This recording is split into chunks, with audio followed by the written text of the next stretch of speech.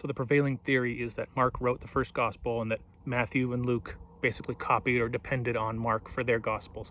But here's some evidence that there's some good reason to believe that actually Matthew wrote the first gospel. First of all, Matthew's an eyewitness. Mark and Luke were not eyewitnesses.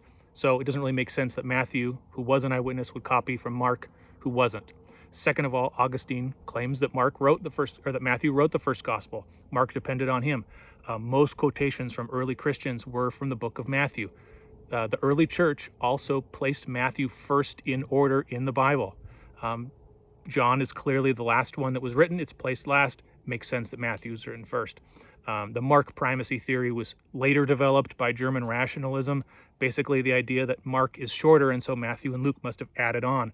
But I think Mark's shorter length can be explained by the fact that they have different audiences, different purposes. Matthew wrote to show that Jesus was a fulfillment of the Old Testament.